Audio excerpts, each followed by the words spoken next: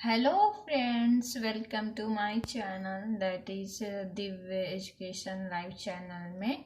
Friends आप सभी का बहुत बहुत स्वागत है। फ्रेंड्स मैंने पिछली क्लास में कुछ important article and sources discuss किए थे जो काफ़ी एग्जाम पॉइंट ऑफ व्यू से इम्पोर्टेंट थे। फ्रेंड्स आज भी हम important amendments to Indian constitutions discuss करने वाले हैं जो किसी भी एग्जाम में पूछे ही जाते हैं, जो काफ़ी इम्पोर्टेंट है वही हम यहाँ पर डिस्कस करेंगे क्योंकि ये एग्ज़ाम में आते ही आते हैं। चाहे जो भी एग्ज़ाम हो, कॉम्पिटिटिव एग्ज़ाम में पूछे ही जाते हैं ये क्वेश्चन। तो हमने सोचा क्यों ना इस पर वीडियो बनाया जाए, तो हमने इस पर वीडियो बनाया है। और फ्रेंड्स अगर आप सभी ने मेरे पिछले वीडियोस नहीं देखे हैं तो प्लीज़ उनको भी ज़रूर देखिए एंड चैनल को लाइक शेयर एंड सब्सक्राइब भी ज़रूर करिए। तो फ्रेंड्स ये कुछ इम्पॉर्टेंट अमेंडमेंट हैं, इनको नोट करते हुए चलिए।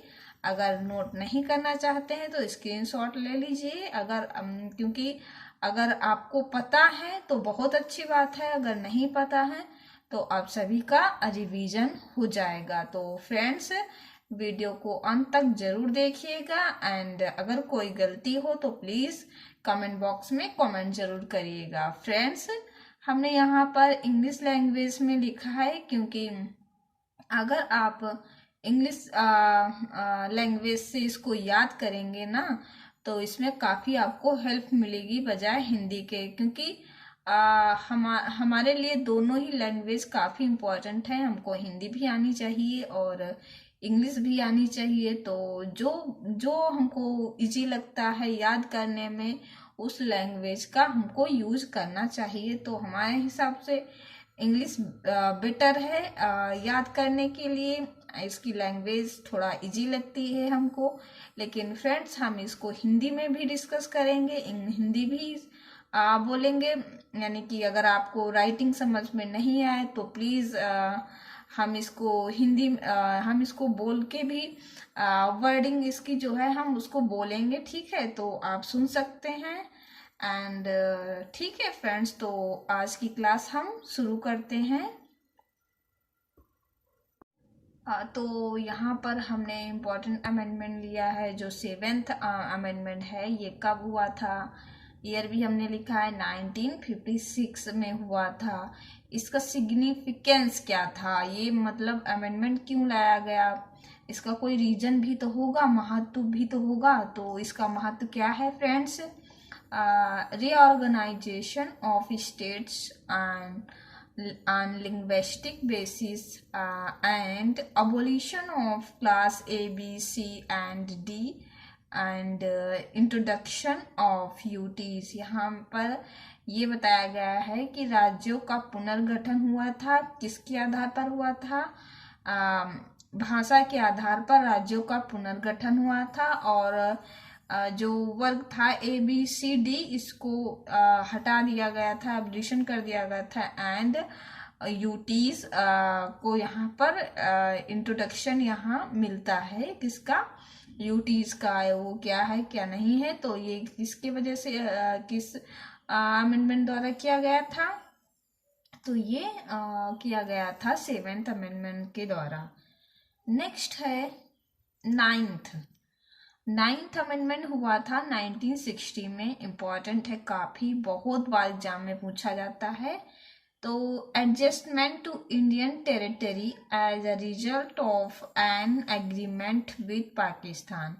यानी कि एग्रीमेंट हमने किसके साथ में किया था? तो समझौता था एक, ये हमने पाकिस्तान के साथ में किया था। किस लिए? एडजस्टमेंट टू इंडियन टेरिटरी, ठीक है। जो एडजस्टमेंट हुआ था इंडियन टेरिटरी का, उसी का परिणाम यानी कि एग्रीमेंट हुआ था किसके साथ में? पाकिस्तान के साथ में। तो ये मेंशन है, किस में मेंशन है? तो ये 9th शेड्यूल में अमेंडमेंट के द्वारा ये किया गया था। नेक्स्ट है बहुत ज़्यादा इम्पोर्टेंट 36th अमेंडमेंट 1975। ये Sikkim incorporated as an Indian state, यानी कि सिक्किम को शामिल किया गया था भारतीय राज्य के रूप में। हाँ, तो ये किस अमेंडमेंट द्वारा किया गया था? तो ये 36th अमेंडमेंट द्वारा किया गया था। नेक्स्ट है फ्रेंड्स, नेक्स्ट है 42nd यानी कि 42वां अमेंडमेंट, जिसको मनी ये 42nd अमेंडमेंट 1976। इसमें क्या हुआ था, ये किस वजह से किया गया था? तो इसमें fundamental duties prescribed India becomes socialist, secular and Republic, यानी कि यहाँ पर 3 शब्द जोड़े गए थे इस अमेंडमेंट के द्वारा। कौन कौन से? Socialist, secular and Republic. ठीक है, तो ये बहुत ज़्यादा इम्पोर्टेंट है हमारा, यानी कि 42nd अमेंडमेंट जो हुआ था 1976 में। नेक्स्ट है 44th अमेंडमेंट 1978, ये भी काफ़ी इम्पोर्टेंट है। ये बात करता है, इसमें किसके बारे में क्या बात किया गया है, कौन सा संशोधन हुआ है? तो इसमें right to property deleted from list of the fundamental right, जो फंडामेंटल राइट में 31 में दिया हुआ था, उसको हटाकर कहाँ कर दिया गया है? 300A में मेंशन कर दिया गया है आर्टिकल में, किसको? Right to property. अब ये फंडामेंटल राइट नहीं रहा है। इसका भी कुछ रीजन होंगे, आप सभी को पता होने चाहिए। ठीक है, फिर देखते हैं 42nd अमेंडमेंट जो हुआ था, ये कब हुआ था? 1985 में हुआ था। ये defections to another party after election made illegal. ठीक है, तो ये भी इम्पोर्टेंट है, बट जितना 44th 42nd अमेंडमेंट इम्पोर्टेंट, ये बहुत ज़्यादा इम्पोर्टेंट, इनको छोड़ना ही नहीं। 42nd तो बिल्कुल रटने वाला है, क्योंकि ये हमारी प्रॉपर्टी से संबंधित है। तो अब ये प्रॉपर्टी वाला कहाँ, 44th में प्रॉपर्टी है, तो ये प्रॉपर्टी वाला अब फंडामेंटल राइट नहीं रहा है। आप सभी को याद होना चाहिए, पता होना चाहिए। नेक्स्ट है 61st अमेंडमेंट जो हुआ था 1989 में हुआ था। ये भी काफ़ी इम्पोर्टेंट है हम सभी के लिए। ये voting age reduce from 21 to 18, यानी कि जो उम्र थी वोटिंग की, वोट करने की, वो 21 से घटाकर कितनी कर दी गई है? 18 कर दी गई थी। ये किस अमेंडमेंट द्वारा हुआ था? तो ये 61वां अमेंडमेंट हुआ था, उसी के द्वारा ये किया गया था। नेक्स्ट देखते हैं, नेक्स्ट अमेंडमेंट है 73rd अमेंडमेंट 1993 में हुआ था। ये इसका सिग्निफिकेंस क्या है?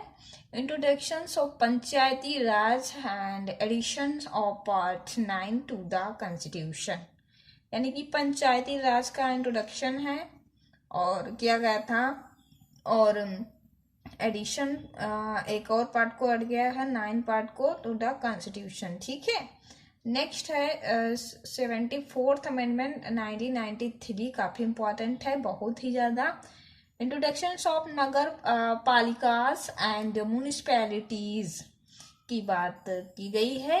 ये किसके द्वारा हुआ था? तो ये 74th के द्वारा लाया गया था। नेक्स्ट है फ्रेंड्स 86th अमेंडमेंट 2002। ये free and compulsory education to children between 6 to 14 years. यहाँ पर फ्री शिक्षा, फ्री एंड कंपल्सरी जो एजुकेशन है 6 से 14 ईयर्स तक, ये किस में मेंशन है? तो 86th 2002 इसका ईयर है, अमेंडमेंट 86। तो ये भी काफ़ी इम्पोर्टेंट है, जैसा कि आप सभी को पता होना चाहिए। ये हमारे एजुकेशन से संबंधित अमेंडमेंट हुआ था। नेक्स्ट है 101st अमेंडमेंट 2016 में हुआ था। Introduction of the goods and services tax, जिसको हम जीएसटी कहते हैं। ये किस संशोधन द्वारा लाया गया था? तो 101 संविधान संशोधन द्वारा लाया गया था। नेक्स्ट है, इम्पोर्टेंट है, आप सभी को जीएसटी के बारे में पता होना चाहिए। इसमें क्या है, कैसे ऐड किया गया, इसको क्यों लाया गया, बेनिफिट्स क्या है, ठीक है, आप सभी को पता होना चाहिए। नेक्स्ट है 102nd अमेंडमेंट 2018। ये establishment of national commission for backward classes काफी इम्पोर्टेंट है।